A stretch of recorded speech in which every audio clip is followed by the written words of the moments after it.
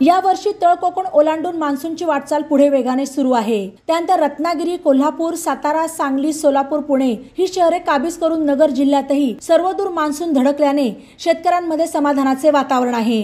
या पावसामुळे आता शेती कामांना वेग येईल। या पावसाने वातावरणात गारवा निर्माण झाल्याने वाढत्या उष्म्याने हैराण झालेल्या जनतेला काहीसा दिलासा मिळाला। नगर जिल्ह्यात जून महिन्याच्या सुरुवातीला मागील वर्षीच्या तुलनेत या वर्षी सरासरीच्या 27.3% पाऊस झाला। गत वर्षी तो 11.8% होता। नगर शहरासह जिल्ह्यात या वर्षी मृग नक्षत्राच्या पावसाने जोरदार हजेरी लावली। विशेष करून कर्जत, जामखेड, श्रीगोंदा तालुक्यातील काही महसूल मंडळात अतिवृष्टी झाली। यासह नगर, शेवगाव आणि संगमनेर तालुक्यातील काही मंडळात वादळी वाऱ्यासह पाऊस बरसत आहे। नगर शहरात मंगळवारी 11 जूनलाही दमदार पाऊस झाला।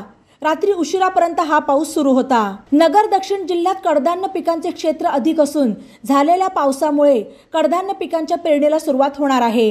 कृषी विभागाच्या वतीने पुरेशा प्रमाणात पाऊस झाल्याशिवाय पेरण्यांना सुरुवात न करण्याचा सल्ला देण्यात आला आहे। जिल्ह्यात अनेक महसूल मंडळात मोठ्या पावसाची प्रतीक्षा असल्याने पुढील काही दिवसात पाऊस झाल्यानंतर सर्वदूर पेरण्यांना सुरुवात होणार आहे।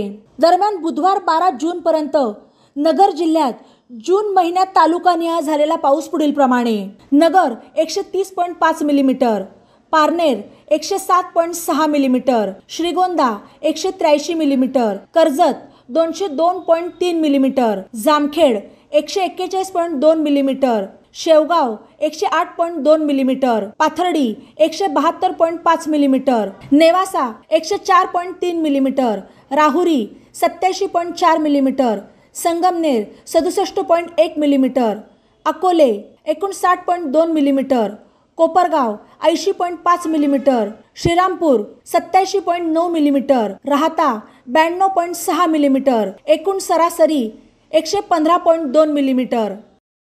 बातम्यांसाठी ई-नवा मराठा यूट्यूब चॅनलला सबस्क्राईब करा आणि बेल आयकॉनवर प्रेस करा।